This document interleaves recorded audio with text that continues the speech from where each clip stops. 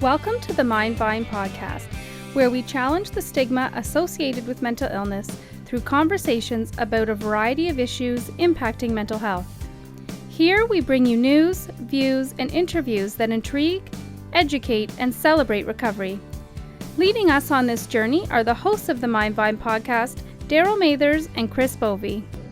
Welcome to the Mind Vine podcast, the COVID-19 edition. My name is Darryl Mathers.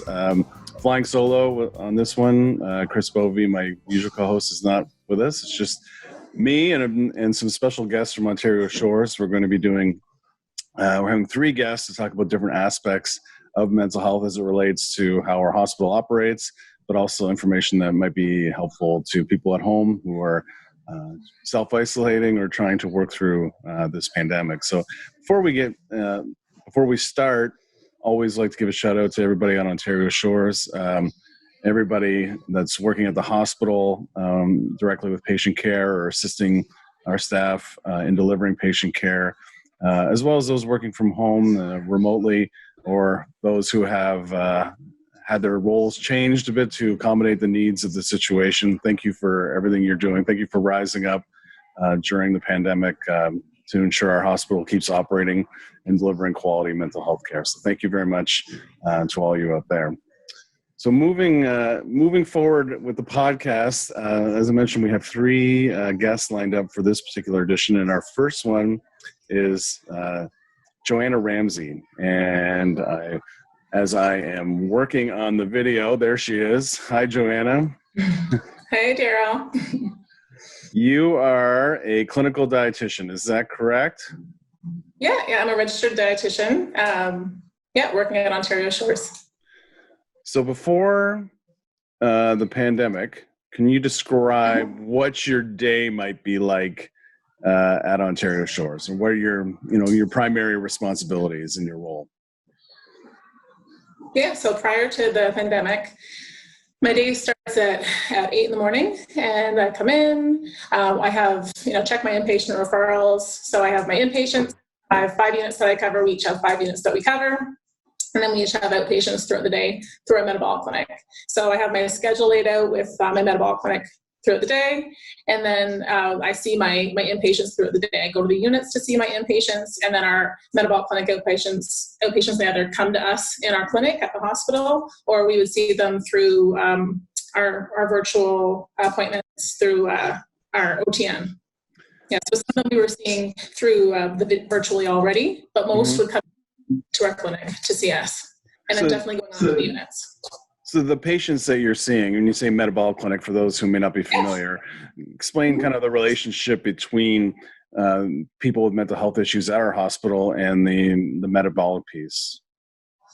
Yeah, so metabolic clinic has been running for over 10 years at the hospital, and it's for those who have a mental health diagnosis and who also have either trying to manage their weight, mostly patients who've gained weight because of the mental health medications. So they might be trying to manage their diabetes, manage their weight, their cholesterol, blood pressure, pre-diabetes. So that combination of a mental health diagnosis, any one of those combinations of criteria, so it would help them to manage the chronic diseases. Now, the relationship between physical health and mental health, we talk about a lot at Ontario Shores, but even for people that don't necessarily have a pre-existing mental health issue, how important are the two between, obviously physical health, nutrition, and mental health? Like how important is it that all three of them play a role? Very important. Those who come to us in the beginning often have, emotional eating. They're often having excessive caffeine, whether it's through, sugary beverages, pop, or their coffee, a lot of skipping meals. So we see a lot of those trends with our mental health patients coming to us in the metabolic clinic, and even our inpatients as well. Not everybody, but that tends to be a trend. So helping them to get back onto, or helping them learn how to eat healthy can definitely help them to manage their mental health. And our clients often see other services at the hospital for, mood, psychosis, various things, the women's clinic. So I find that when our clients, or even PHP, our partial hospitalization program, so I find when our clients come to us, they can also access other services, and it helps with that overall mental health piece. But definitely our clients come to us and they say, help me to get back, help me to eat normally, three healthy meals a day, portion controls, help us with that emotional eating. So since COVID-19 became everybody's favorite word and the pandemic, the reality of the pandemic hit, a lot of us, myself included, we've had to work remotely to ensure that there's fewer people in the hospital. Yet, the essential service or the support is still there. You're in a situation where you're working remotely, and your husband is going into the hospital every day. He's essential service at the hospital. How are you managing together the pandemic? You have very different, days in terms of managing your family and your responsibility. Like, what has it been like for you and your husband to manage the pandemic and still have to work in your kind of different ways? Yeah. Well, I think we were talking about this yesterday. I think he feels like he has more of a normal, his role at the hospital is a bit more normal. His day is a bit more normal because he's going in and doing his day-to-day work. He still has, extra tasks, and he's a busier role now with the, COVID-19.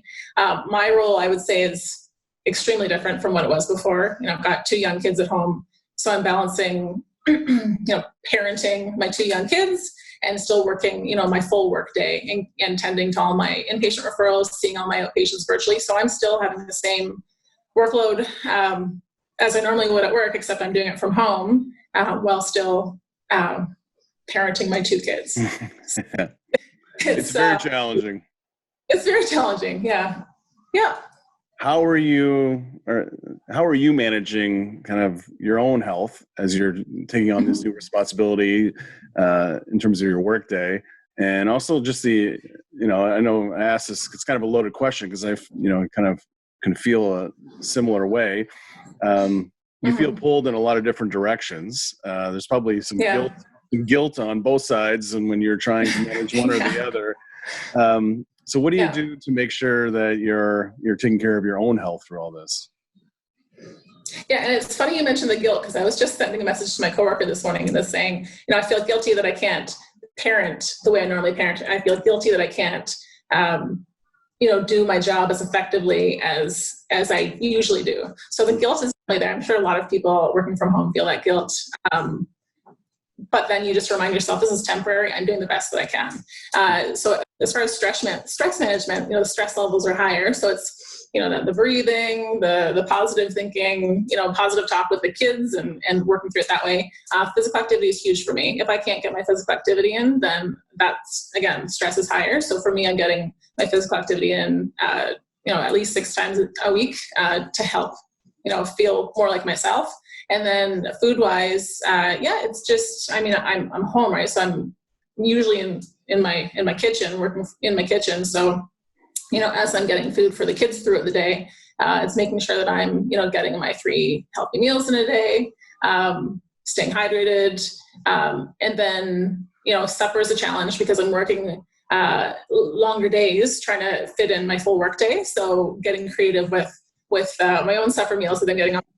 They're not, my usual meals that I get on the table, but, filling the table with veggies in addition to the main course that I'm serving. And then, trying to have healthy snacks.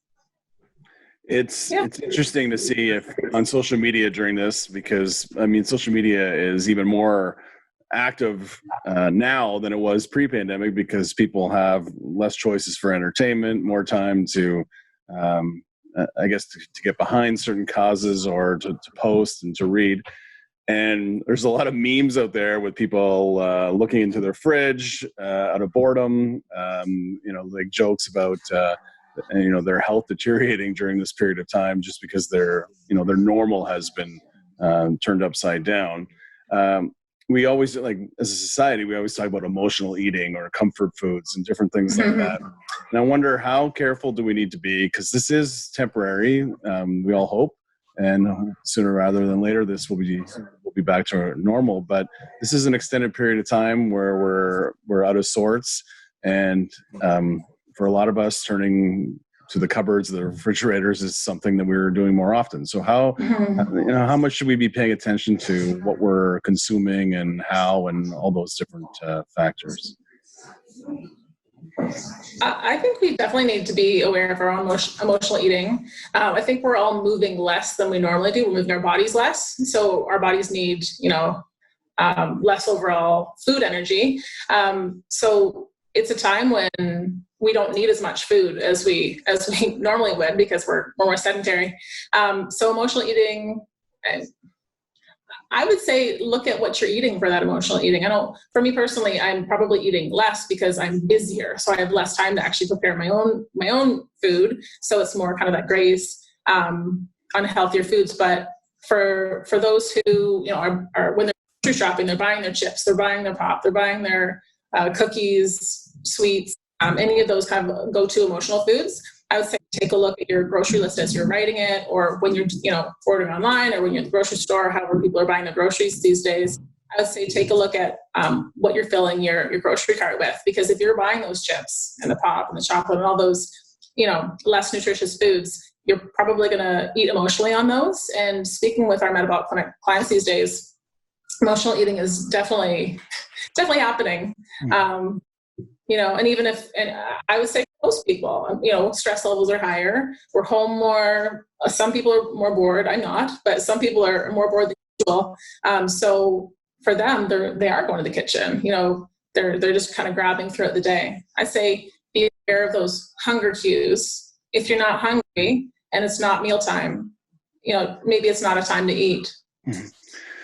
Just when you're still seeing patients virtually, right, at home, as you mentioned, and you're dealing with people that have existing mental health issues, right, and as well as physical issues. I think we underestimate the impact that something like, especially early on. I think we're getting there, maybe in the media and politically, with some of the emphasis on mental health as we get. Now we're into week 6 of the pandemic, but certainly early on.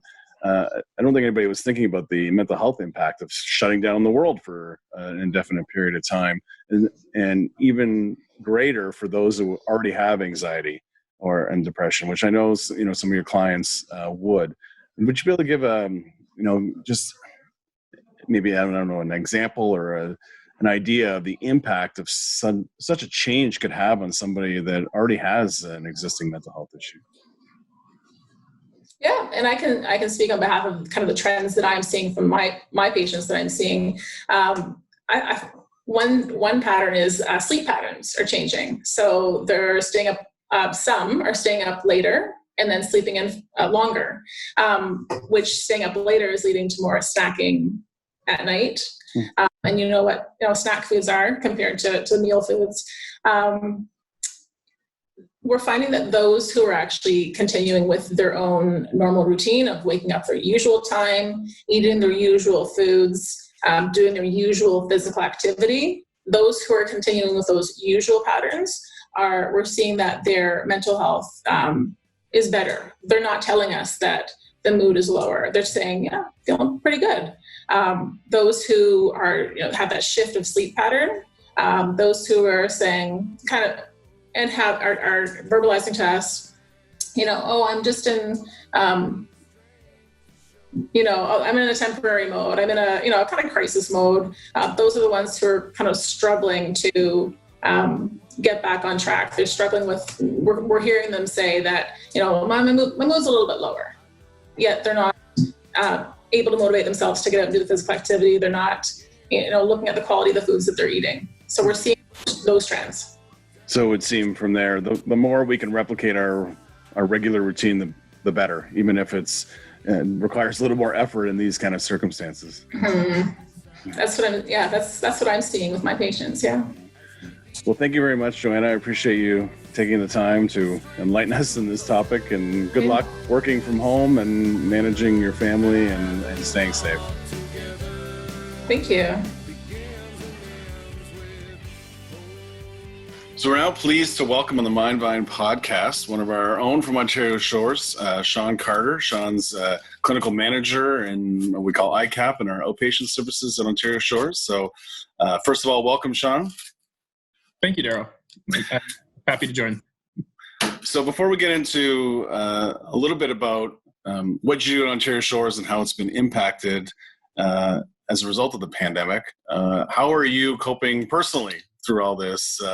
What's it been like for you and your family? Yeah, I mean, it's a good question. I don't get asked it often for myself. I've been sort of supporting lots of other people. So thanks for the question. I mean, it's been challenging. I think from a work perspective, I'm happy to be transparent that I am a relatively new clinical manager in the last year, and it's really hard to sort of balance, continuing to provide really, or ensuring that clinics are providing really, quality care for individuals while also sort of balancing their safety. So I think the month of March had a lot of question marks and uncertainty that caused a lot of challenges. But I think as we've moved into April, I think we've had to sort of shift the way we provide care. So it's allowed for some really great learning opportunities from a work perspective. Personally, to answer your question, I think things have been challenging for sure. So my family, my wife and I both fall into the category of being two parents who work in healthcare. So things like childcare have been incredibly difficult, and I completely understand our own privilege in terms of being able to work and, from a financial perspective, it not being as big of an impact. But from a childcare perspective, it's been, really, really challenging. And I think this has solidified for us that we are not parents who are going to ever do anything related to homeschooling. So it's been difficult, but I think from a work perspective, a lot of great learning opportunities. And I've been happy to support the organization and the clinics that I support. Speaking of your clinic and outpatients, so previous to the pandemic and COVID-19, what did outpatients look like from an operational perspective? How did you see patients? What type of patients are you seeing? How was care delivered before kind of the world changed? Yeah, I think sometimes outpatient care, I actually had a bit of a conversation about this before, just that, a lot of people maybe don't understand exactly sort of what outpatient care might look like in a mental health setting.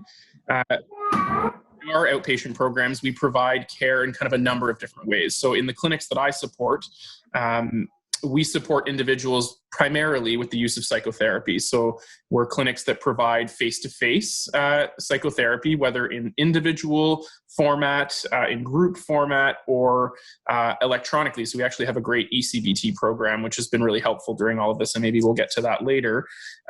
So those are the clinics that I support, but there are other clinics kind of in our outpatient program who provide, for example, like our psychosis clinic that provides case management support, provides sort of help with obtaining medications for clients, for providing injections, those types of things. We have ACT programs in the community supporting with everyday sort of life support, again, with medications, with providing kind of day-to-day support to individuals. So we typically would provide service both at Ontario Shores, so clients would come to us, come to our clinicians for that care, or they would our clinicians would go to them in the community.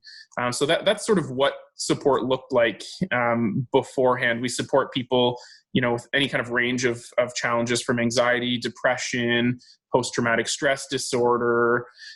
We have a women's clinic where we support moms kind of in that perinatal time period with kind of mood disorders that may come up at that time. We have we support individuals with schizophrenia, with psychosis. We have an amazing program called Mindability that's not one of the ones that I support, but it is one in our outpatient program where we're providing support to people with mild to moderate depression. So we have kind of a whole host of populations that we support and that we continue to support, just in a very different way. So when word came out that the province and our government leaders kind of wanted everybody to reduce, traffic in public buildings and allow staff that can work remotely to work remotely. When that kind of came down to Ontario Shores, how did that impact you as a manager of an outpatient unit and mobilizing your team? And then how has it changed the way you deliver care?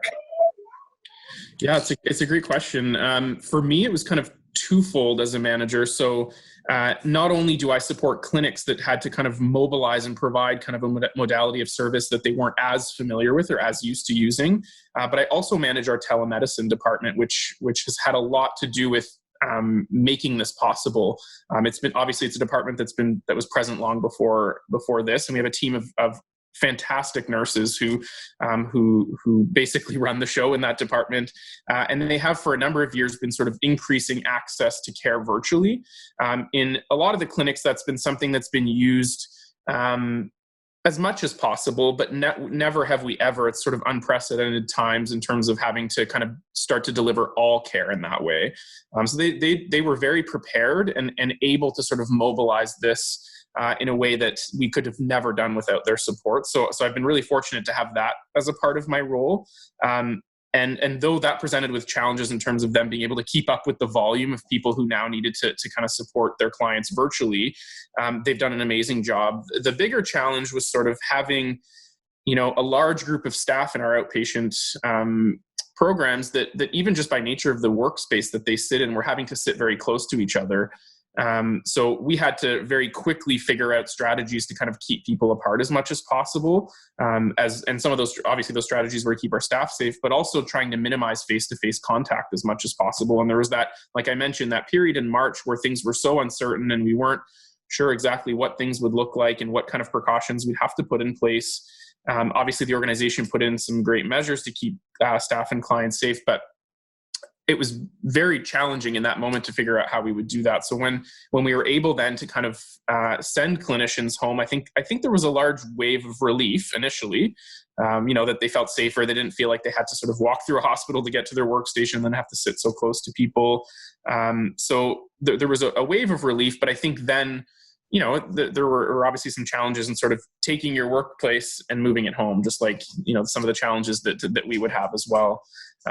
So it was challenging, but I think in the end, it's been really positive, and there's been a lot of great work happening, and really in a lot of ways, especially in the clinics that I support, in the psychotherapy clinics, they're sort of continuing business as usual. They're still providing care in the same ways. They're able to run virtual groups still, which has been fantastic.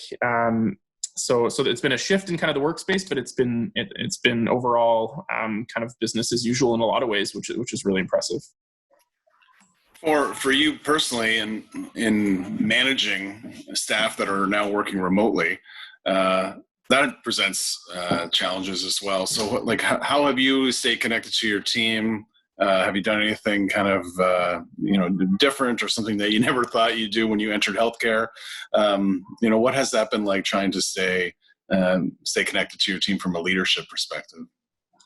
Yeah, that's been really difficult, and I think it's been a work in progress. I think we were trying to go sort of the teleconference route to try to still stay connected and have meetings and things like that. Typically, as most managers will say, it's sort of but I always like to think that my door is always open, and people would come to me typically to my office, and we'd be able to have these great kind of conversations and kind of work through any issues that might arise or brainstorming, and that's had to sort of shift to being provided virtually as well, whether it be by email or phone call. So I feel like the way that I do my work has really changed. And like I mentioned, it's been a work in progress to try to figure out how teams can stay connected. And ironically, the same way that's allowed them to stay connected with their clients is the same way that we've been able to stay connected as teams. So we've been able to use some of the platforms that we use, like GuestLink and OTN, to stay connected and still have sort of face-to-face contact as much as possible during team meetings. Some of our teams, most of our teams have kind of a consult structure where they're able to kind of support each other, and they're able to do that over OTN. So we've been able to get creative, and it was forced to get creative, and I think in a lot of ways, again, it's sort of like business as usual, and we're able to do that. Obviously, you can never sort of replicate, the human connection element that's really important when working with teams. But I think we're doing the best we can. But it's been an adjustment for sure in a lot of ways for everybody. I just have one more question before I let you proceed with your day. But when you think back to this time, or when we hopefully get through this, and you're you have time to reflect on this period of your career and your life. What will you remember about how your team responded to this, or interactions that you've had with members of your team around the delivery of patient care, around this big change, anything to do with the pandemic? Is there a couple things that you think like, I mean, that was really great, or I was really happy to see, this or that when this is all over? I mean, in outpatients and across the organization, I think we're really lucky to work with the staff who are absolutely dedicated to the work they do and to supporting our clients, and that our clients, and our patients come first. But I think what this has really highlighted for me is staff's ability to be flexible. I think it's people have had, both on the outpatient and inpatient side, really to sort of go back to the drawing board and figure out new ways to support our clients and prioritize sort of what's most important and find new ways to engage people who often are struggling even in the best of times in terms of in the community. So I think they've had to get really creative, and so it's been really nice to see people sort of come together as a community. I mean, the Rising Up t-shirts, I think, are a perfect way to kind of capture what people have done. I think people have really risen up to the challenge and have continued to show dedication to the people that they support, and to each other, and being staff who typically don't support certain parts of the organization, like seeing a gentleman in transportation like Joel running around doing a ton of other things that typically aren't asked of him, or seeing our secretaries in our outpatient departments having to support 12 clinics instead of the 3 that they typically support. It's just been amazing to see everybody kind of come together as a community, and to kind of echo kind of what's happening in the larger community, and everyone kind of coming together to support. And I think it's the only way we've been able to make it through this. So that's sort of what I've taken from it so far.